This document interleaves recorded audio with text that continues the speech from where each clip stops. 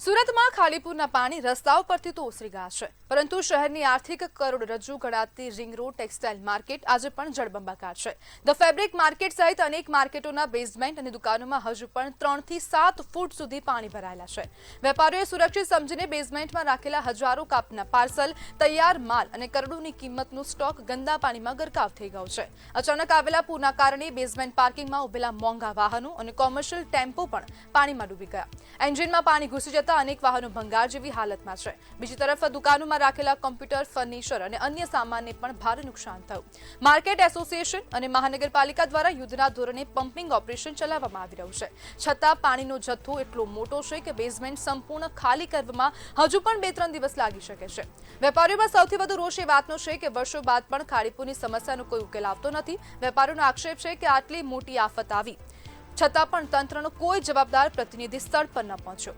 આગામી તહેવારની સિઝન પહેલા સુરતના કાપડ ઉદ્યોગને કરોડો રૂપિયાનું નુકસાન થતા વેપારીઓએ તાત્કાલિક અને કાયમી ઉકેલની માંગ ઉઠાવી છે। એસોસિએશનનું કહેવું છે કે જ્યાં સુધી હવે પગલાં લેવામાં નહીં આવે, મારી માંગણીઓ સંતોષવામાં નહીં આવે તો પછી આવનારા સમયમાં ક્યાંક ને ક્યાંક અવાજ ઉઠાવવામાં આવશે, અધિકારીઓને જવાબ આપવામાં આવશે તેવું સ્પષ્ટપણે વેપારીઓનું કહેવું છે। અને આજ બધે આપણી સાથે ચર્ચા કરવા માટે વેપારી શશિકાંત રીઝિયા જોડાઈ ગયા છે। શશિકાંતભાઈ, ખાડીપુર એક ટેક્સટાઇલ ઉદ્યોગને કેટલું મોટું નુકસાન પહોંચાડ્યું છે? નુકસાન હેલો જી શશિકાંતભાઈ, નુકસાનમાં તો બેન એવું છે ને કે અત્યારે કોઈનો કોઈ આંકડો અત્યારે બહાર આવી શકે એમ છે નહીં। હાલ હજી અમારી શોપમાંથી બહાર પાણી નીકળ્યું છે। અત્યારે બેઝમેન્ટમાંથી પાણીનો નિકાલ થઈ રહ્યો છે, જે સાંજ સુધીમાં નીકળી જશે। એટલે માલનું તો નુકસાન છે, પણ માલ જાનનું પણ નુકસાન છે। અંદર વસ્તુ, અમારા માલ, ટેમ્પા, 4 વ્હીલું, 2 વ્હીલું, અનેક વસ્તુનું નુકસાન છે માલની સાથે સાથે। વેપારીઓની સ્થિતિ કેવી છે હાલ? વેપારીઓની સ્થિતિ અત્યારે માનસિક સ્થિતિ બહુ ખરાબ છે। જે અત્યારે શટર ઓપન કર્યા પછી લોકોના મગજ કામ નથી કરતા, સમજો ને એટલું નુકસાન છે। અમારી ગ્રાઉન્ડ ફ્લોરમાં અમારે 200 શોપ છે અમારા માર્કેટમાં, તેમાંથી પર દુકાને તમે ગણો તો 20, 25, 30 લાખનું એવરેજ નુકસાન છે। તો આંકડો તો વધારે છે ને, કરોડોમાં આંકડો પહોંચી જશે નુકસાનનો? આંકડો બહુ મોટો આવશે મેડમ। અત્યારે હાલમાં કોઈ આપણા હાથ પર કોઈ વસ્તુ છે જ નહીં। હવે તો કુદરત કરે અને એસએમસી વગર ધ્યાન આપે થોડું ઘણું, એની પર આધાર છે બધા। શશિકાંતભાઈ, તંત્રમાં રજૂઆત કરી, સરકારને રજૂઆત કરી, કારણ કે સર્વેની વાત ચાલી રહી છે સુરતમાં? તો સર્વેની વાત ચાલી છે, પણ હજી આજ સુધીમાં અમારી માર્કેટમાં હજી કોઈ અધિકારી કે કોઈ પણ સર્વે કરવા હજી અમારી માર્કેટમાં નથી આવ્યા। કોઈ પ્રતિનિધિ, તેના સ્થાનિક પ્રતિનિધિ નથી આવ્યા? નહીં, સ્થાનિક પ્રતિનિધિ કોઈ હજી અમારી મુલાકાતે નથી આવ્યા। મીડિયા થ્રુ હવે જાણ થાય તો વાત અલગ છે, બાકી હજી સુધી અમારી પાસે કોઈ સામેથી આવ્યા નથી।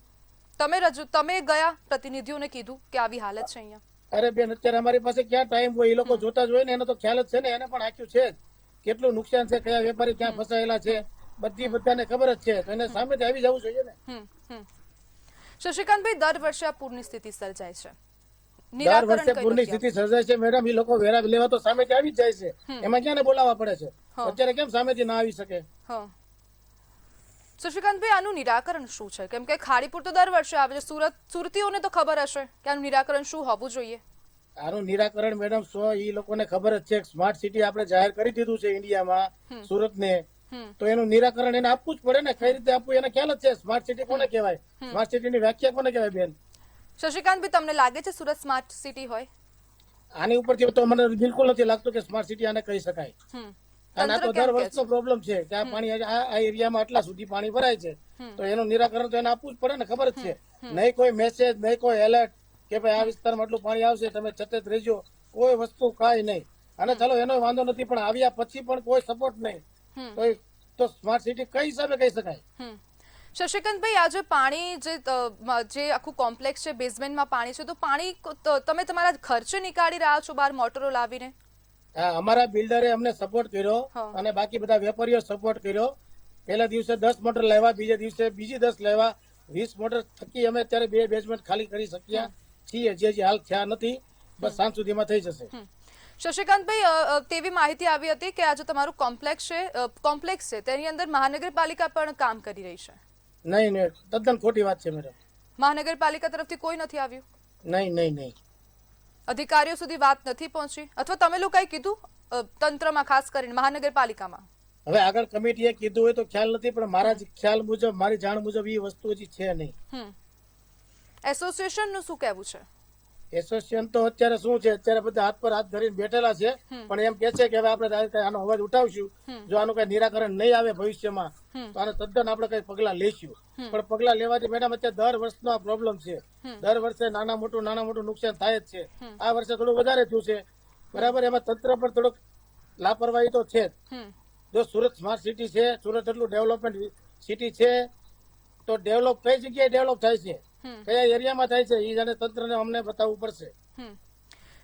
શશિકાંતભાઈ, જે સ્થિતિ હાલ સુરત શહેરની છે, દર વર્ષે આવી સ્થિતિ સર્જાય છે અને આ વખતે ખૂબ મોટા પ્રમાણમાં નુકસાન થયું છે, તો હવે સરકાર પાસે માંગણી છે કે અમને સહાય આપવામાં આવે, ખાસ કરીને વેપારીઓને.